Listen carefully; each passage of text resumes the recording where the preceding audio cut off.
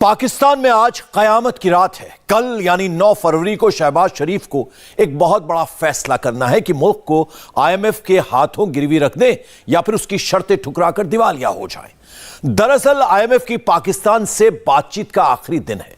कर्ज के बदले IMF ने ऐसी शर्तें रखी हैं कि शहबाज शरीफ के पसीने छूट रहे हैं। अगर शहबाज ने हां कहा तो पाकिस्तान में उनकी नहीं IMF की सरकार चलेगी, लेकिन महंगाई से जनता की तबाही का ठीकरा फूटेगा शहबाज के सर पर। 24 घंटे में पाकिस्तान बर्बाद। ये कोई एक दिन का या एक महीने का या 8 महीनों का या 10 महीनों का किया धरा नहीं है। पाकिस्तान ने जो दुनिया से मांगा, ईस्ट से लेके वेस्ट तक, जितना हमने मांगा था उससे ज्यादा हमें प्लेज किया गया। 9 फरवरी को कयामत की रात। हम हैं भूखे, हम खुद ले रहे हैं, हम एड्स लेते हैं, हमें तो बहाना चाहिए अर्थक्वेक है इस मुल्क में, सैलाब है इस मुल्क में। हम तो चाहते हैं कोई आफत आए, कोई ब्लेसिंग इन डिस्गाइज। हम कहते हैं कि कोई आफत आए। IMF के हाथों गिरवी हो जाएगा पाकिस्तान। डॉलर अभी मैंने कुछ देर पहले देखा था तो 280 का था, कह रहे $300 तक चला जाएगा। महंगाई और बढ़ी भाई, इससे ज्यादा महंगाई क्या होगी कि प्याज 320 रुपए का होगी। तो हम पे तो बड़ा जुल्म हो रहा है, हमारी चीखें तो आसमान तक जा रही है, पूरी दुनिया देख रही है। 25 करोड़ पाकिस्तानियों की तकदीर क्या होगी, ये तय होने में बस चंद घंटे बाकी। 31 जनवरी से IMF की टीम पाकिस्तान की फाइल पर फाइल खोले जा रही है। अब फैसले का वक्त आ गया है। 9 फरवरी की तारीख मुकर्रर। ये ताज़ा तरीन है हमारे पास पाकिस्तान और IMF के दरमियान मुज़ाकरात के हवाले से। 727 अरब रुपए के वफाकी तरक्याती बजट में कटौती की स्ट्रैटेजी तैयार कर ली गई है कि जो 9th रिव्यू है हमारा कब तक मुकम्मल होने के इम्कानात हैं। हम ये जानेंगे अशरफ मलखम साहब से कि जो 9th रिव्यू है हमारा कब तक मुकम्मल होने के इम्कानात हैं।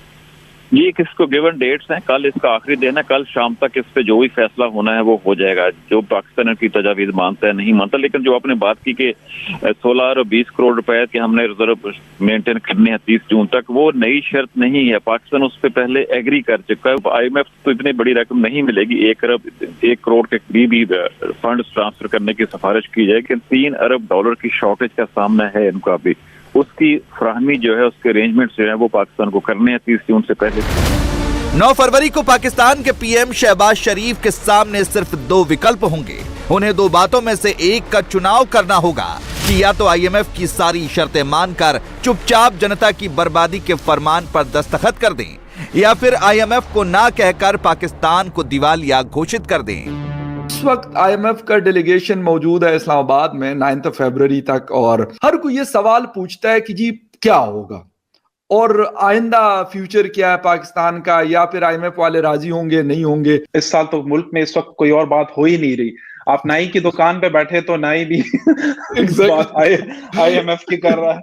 IMF के साथ ये हमारा प्रोग्राम कब से चल रहे हैं, और हम कोई इस तरह की स्टेज पे नहीं थे कि अगर IMF के साथ हमारी डील नहीं होती तो खुदा ना खास्ता हम डिफॉल्ट कर जाएं। लेकिन इस बार सिचुएशन कुछ ऐसी बनी हुई है कि हमारे फॉरेन रिजर्व्स इस वक्त they stand at very low, risk of a default is very real. ये जो कंडीशंस उन्होंने रखी हैं वो बहुत ज्यादा स्ट्रिक्ट कंडीशंस हैं, बहुत ज्यादा पाकिस्तान के लिए टफ है उनको मीट करना, और खास तौर पे एक पॉलिटिकल गवर्नमेंट के लिए, वीक मैं कहूंगा पॉलिटिकल गवर्नमेंट के लिए, PDM, तो उनके लिए ये शर्तें मानना बहुत मुश्किल है। 88% ऑफ पाकिस्तानी हाउस होल्ड, यानी आप कह सकते हैं कि जो majority of the house hold वो 300 यूनिट से कम यूज करते हैं, उनको सब्सिडी मिलती है। IMF कह रहे हैं कि आप वो सब्सिडी भी खत्म करें, पेट्रोलियम और गैस के ऊपर जो लेवी है उसको आप फर्दर इंक्रीज करें, जिसका अगेन इसका डायरेक्ट जो टारगेट है वो हमारी डायरेक्ट कंज्यूमर है, जो मैं और आप हो, वो कह रहा है कि आम आवाम। IMF की शर्तों के तहत पाकिस्तान में पेट्रोल, डीजल, बिजली, गैस और खाने पीने की चीजों की महंगाई आम आवाम की चीखें निकाल देंगी।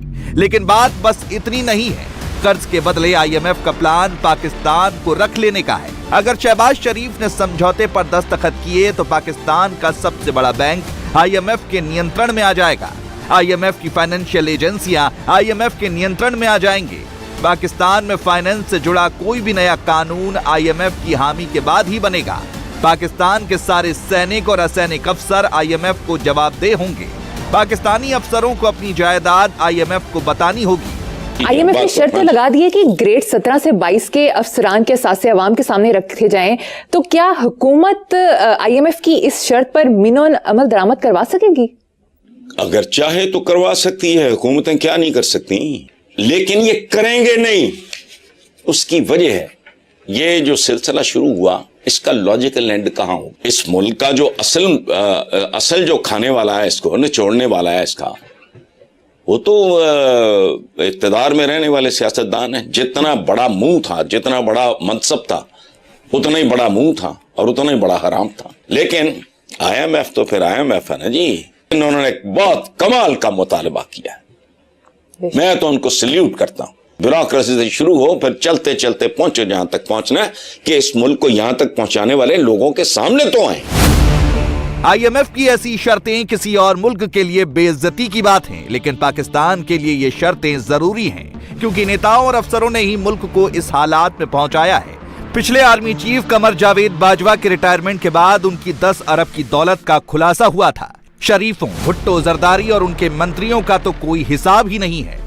जितने भी ब्यूरोक्रेट हैं उनको अपने एहसास शो कराने पड़ेंगे, क्योंकि पहले ये बड़े गरीब होते हैं, इनके पास इतना पैसा भी नहीं होता टैक्स दे सके। और जैसे ये रिटायर होते फिर इनके 8 अरब 9 अरब 10 अरब डॉलर्स की प्रॉपर्टी करते हैं। ये काम बहुत अच्छा किया कि अपने जो है ना अपनी प्रॉपर्टी जो है ना डिक्लेयर करो। हमारा गैस महंगी, हमारी बिजली महंगी, हमारा पानी महंगा, हमारा आटा महंगा, दाल महंगी, रोटी हम तो कर रहे हैं जितना हमसे हो रहा है, लेकिन इनको भी अब करना पड़ेगा। इनको लग रहा था कि हल्के में ले रहे थे, इन्हें लग रहा था ऐसा कुछ नहीं होगा, हमें कोई ना कोई कंट्री लोन दे देगी, और इनको दिया भी। अब हर महीने का ठेका तो उन्होंने IMF के पास कि हर महीने जो इतना दे दो। भाई सऊदी अरब ने कहा भाई हम लोन नहीं देते, मशवरा दे सकते हैं, इंडिया से ताल्लुकात बेहतर कर लो। उनकी अपनी कंट्री इतनी उसमें है। डॉलर अभी मैंने कुछ देर पहले देखा था तो 280 का था, कह रहे $300 तक चला जाएगा। महंगाई और बढ़ी भाई, इससे ज्यादा महंगाई क्या होगी कि प्याज 320 रुपए का हो गया, प्याज जो कि 10 रुपए 20 रुपए किलो था, यकीन करें।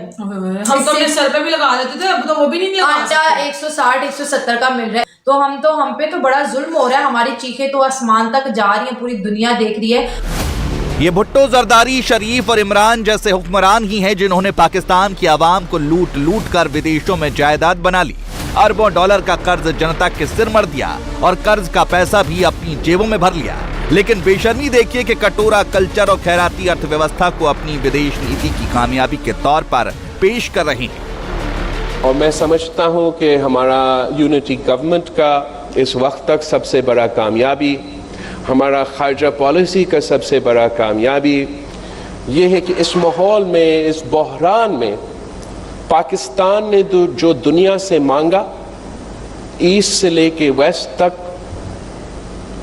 इंटरनेशनल इदारे तक, जितना हमने मांगा था उससे ज्यादा हमें प्लेज किया गया। We were pledged more than what we asked for, and the people of Pakistan are incredibly grateful.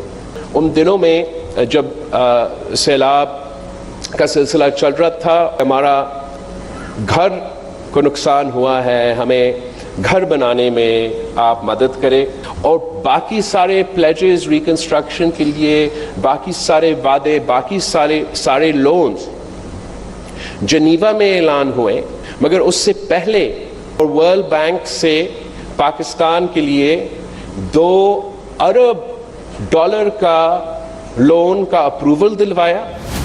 Pakistan में खुद खाने के लाले पड़े हैं, मुल्क गिरवी होने जा रहा है, लेकिन पाकिस्तान में कहीं ज्यादा फिक्र इस बात की है कि वो भूकंप से तबाह हुए टर्की की मदद नहीं कर पा रहा, जबकि भारत मदद पहुंचाने में सबसे आगे रहा। वजह यह कि टर्की को पाकिस्तान अपना इस्लामिक बिरादर समझता है। क्या आज पाकिस्तान इस पोजीशन में है कि तुर्की को इस मुश्किल वक्त में हेल्प कर सके? पाकिस्तान तो बिल्कुल भी कभी भी इस पोजीशन में नहीं हो सकता। जो हमारा करंट सिनेरियो चल रहा है, जो हमारा पॉलिटिकल सिस्टम हमारा पाकिस्तान का है, कि कभी भी वो किसी दूसरे मुल्क की हेल्प करेगा। हम हेल्प लेने वाले हैं, हम देने वाले नहीं हैं। हम हमेशा लेते हैं, देते नहीं है ना। हम इस पोजीशन में हैं। इंडिया तो देखें, इंडिया इकोनॉमिकली बड़ा ऊपर जा रहा है, वो डेवलप हो रहा है। हम अभी भी अंडर डेवलप हैं, हम अभी भी डिक्टेशंस बाहर से लेते हैं। हमारे मुल्क का कोई सिस्टम नहीं है, डेमोक्रेसी उधर तो है, इधर डेमोक्रेसी है नहीं। हम हैं भूखे, हम खुद ले रहे हैं, हम एड्स लेते हैं। हमें तो भाना चाहिए, अर्थक्वेक है इस मुल्क में, सैलाब है इस मुल्क में, हम तो चाहते हैं कोई आफत आए। हमें हेल्प तो करनी चाहिए, बिल्कुल करनी चाहिए, लेकिन आप ये देख रहे हैं कि हमारे मुल्क के हालात कैसे हैं, ठीक है।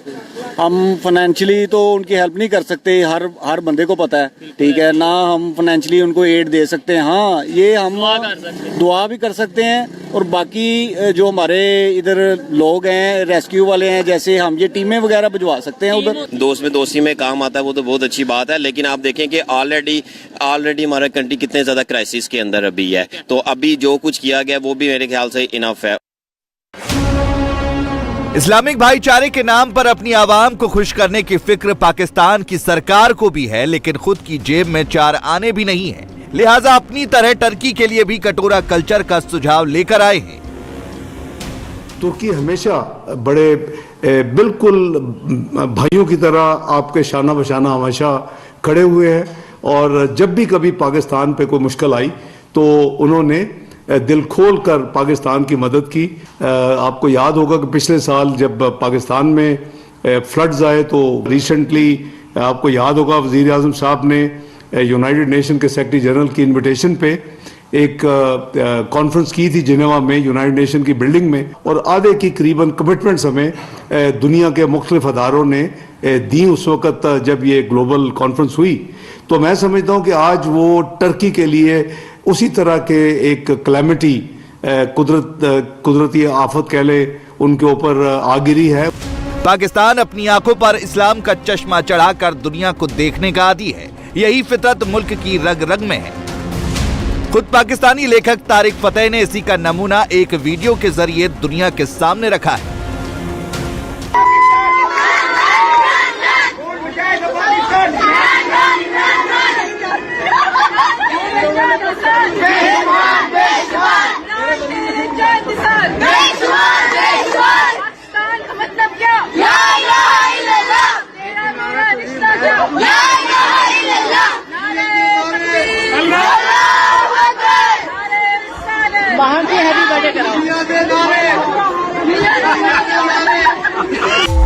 सोशल मीडिया पर यह वीडियो पोस्ट करते हुए तारिक फतेह ने लिखा है,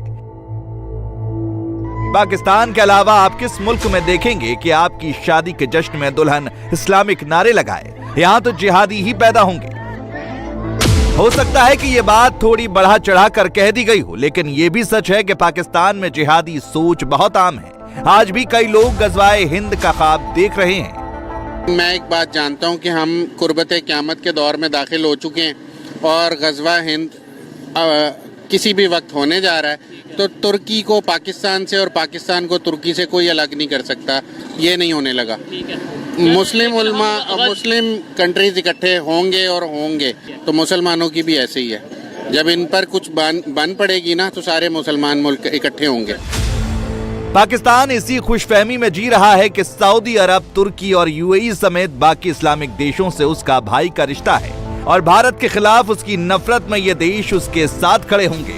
गज़वाए हिंद का यही लॉलीपॉप हुक्मरानों ने अपनी आवाम को भी थमा रखा है। वो अपनी जमीन से प्यार करते हैं, हमारी जमीन ही कोई नहीं। हम कहते हैं जहां गज़वा हिंद खत्म होगा वो होगी जमीन, और वहां भी 1-2 दिन की बात है, उसके बाद फिर हम जन्नत शरीफ में चले जाएंगे। आपके लिए इस्लामिक रिपब्लिक का मतलब था कि दुनिया भर में आप दहशत फैलाएं, तालिबान बनाएं, वो देवबंद से इंस्पायर्ड हों। आपका कुछ है ही नहीं सिलसिला। अच्छे खासे सारे बरेलवी लोग रहते थे यहाँ पे, वो खत्म हो गया। गिलगित बल्तिस्तान वालों की जबान खत्म कर दी आपने। इन्होंने तो लाइब्रेरीज जलाई हैं, तक्षशिला की जला दी, नालंदा की जला दी। सिविलाइजेशन से तो हमारा ताल्लुक नहीं है।